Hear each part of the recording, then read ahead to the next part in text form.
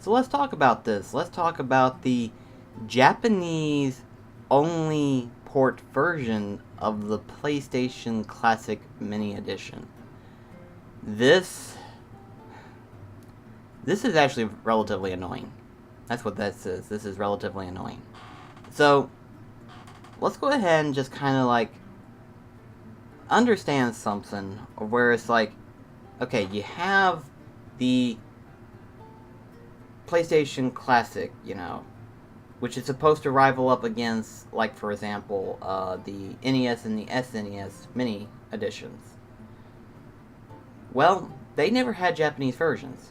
Or at least as far as I know, they've never had a Japanese version. They've all had the same, regardless of region. Yet when it comes to the PlayStation Classic, it has a second version, being that of the Japanese version. So let's take a look at the list of games that it's going to have versus what we've got. So first of all, here are the games that have obviously been into crap. My mind is kind of going a little back and forth on me, but here are the list of games that are technically in both versions. You have the Super Puzzle Fighter, you have Tekken 3, Toshiden, Wild Arms, Ridge Racer Type 4, Intelligent Cube, Jumping Flash, Persona, Metal Gear Solid, Mr. Driller, technically in Japan it's called Biohazard, but it's Resident Evil, and then you have Final Fantasy VII, but in Japan it's called Final Fantasy VII International, which, because of the fact that Ruby Weapon and Emerald Weapon was only, as far as I know, whenever it got released in America, they decided to add those two particular super bosses. So in other words, those two were exclusive to America until they got like a re-release or something. So those are the games that are in both systems.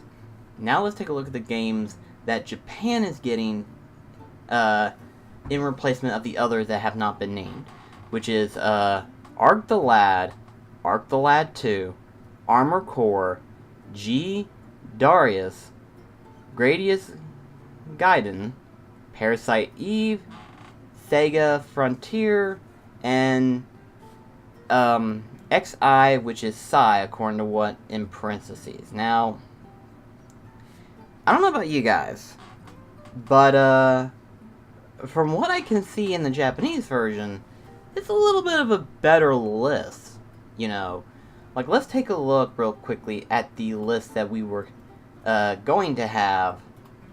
Let me see here.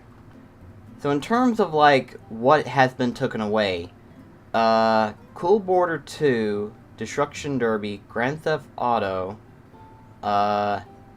Abe's Odyssey, Rayman, Siphon Filter, and Tom Clancy Rainbow Six and Twisted Metal. Those were the ones that was, if I'm not mistaken, yeah, those are the ones that did not get left on there. Instead, we got this new list instead. Now, I don't know why they did this. I really don't know why. It does not make sense from a marketing standpoint. It does not make sense in terms of selling.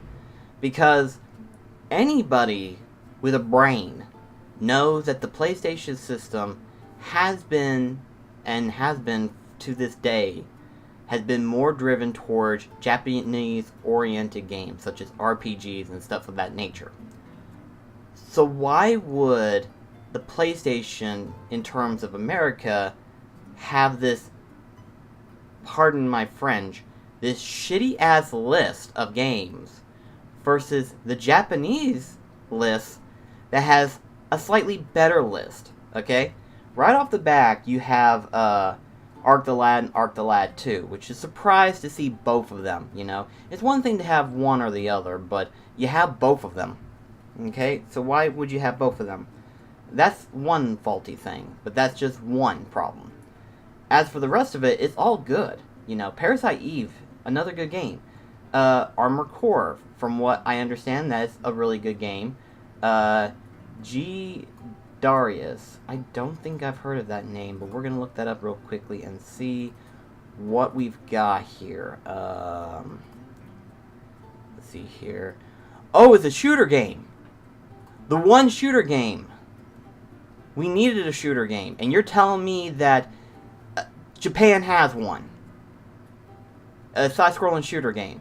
Basically a shoot 'em up. You're telling me that Japan's getting a shoot 'em up, and we're not. That's stupid, I think. That is really stupid. Let me see this other one here real quickly. The Gradius Gaiden. Gradius Gaiden. What's this one here? Another shoot 'em up. We don't have one shoot 'em up in the PlayStation 1 for America. We don't have one shoot 'em up. And they've got two. That ticks me off. That's what that does. That's annoying. Let's take a look at this here real quickly. So, Sega Frontier is basically another RPG. And I think, if I'm not mistaken, like all these other ones I've heard of, but, okay, Sai is, I'm assuming is sort of a dice puzzle game? I have no idea what I'm looking at here. It's kind of hard to say what it is. I'll put a picture of it, just kind of give you an idea what it is.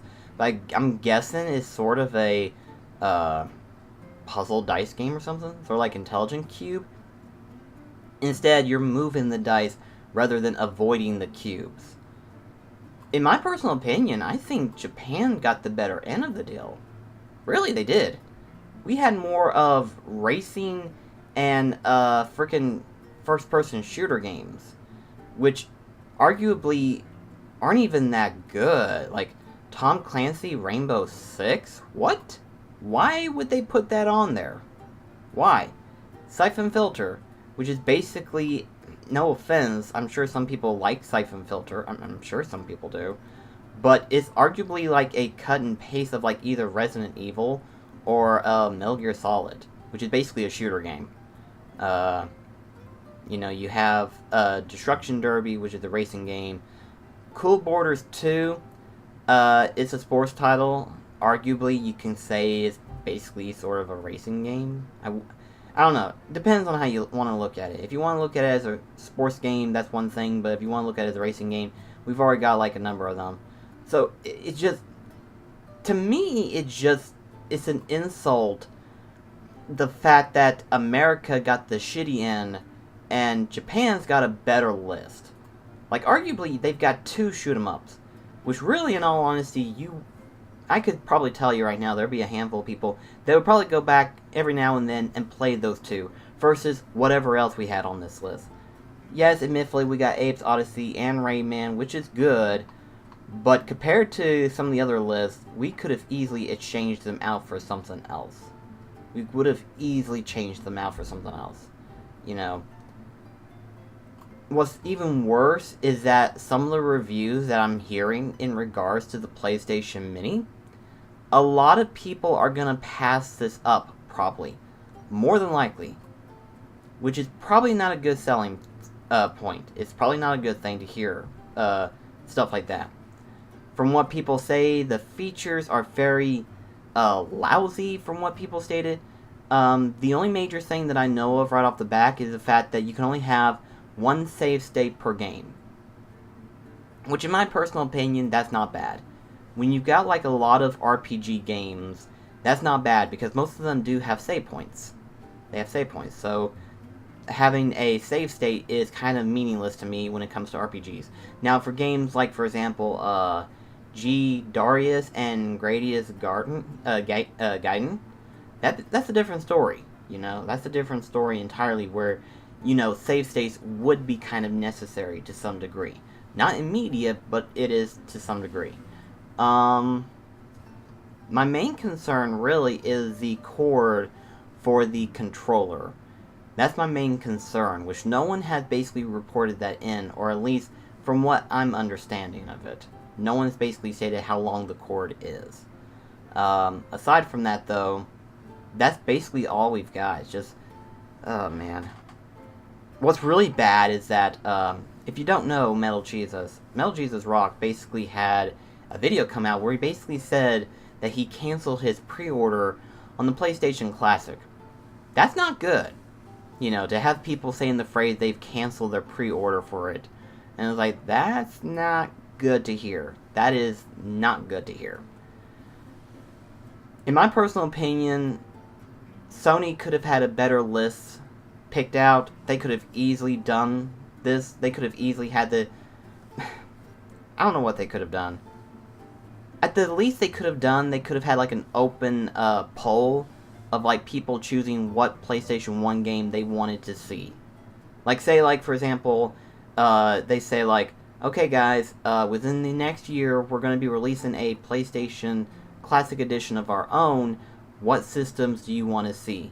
And then of course they would have like a selection poll of how many people actually wanted it based on like numbers. And depending on what the top 20 were, those would be the ones they would pick out. Now record, yes, you would have people that pick like Spyro 1, 2, or 3, Crash Bandicoot 1, 2, and 3, so on and so forth. At least have a common decency to have some rules set out, like one per franchise. One per franchise. And then go from there.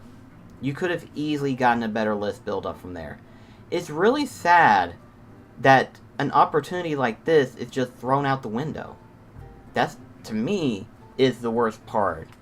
Is the fact that it just got thrown out. I do hope that it is hackable. Like, I never say that. I never do say that. But I am hoping that this is hackable to where you can make your own custom list of games that you personally want to have on your Classic Edition. To me, it's just looking at this list is so much better than what we're getting. Really, it is. Anyway, though, guys, I just want to go ahead and kind of throw this in here, just because it doesn't make sense. It doesn't make sense for why there's two different versions, an American version and a Japanese version. Maybe they thought that the American version needs to be more American-oriented, which is stupid, because we all know that PlayStation, in particular, is, like, heavily RPG-oriented. And if you don't believe that, you might want to look at the libraries on all of the system for Sony. Yes, Xbox as well as Nintendo has their fair share of RPGs, but Sony has a lot more in terms of it. But anyway, that's just a thought I wanted to throw out there, and yeah, take care guys.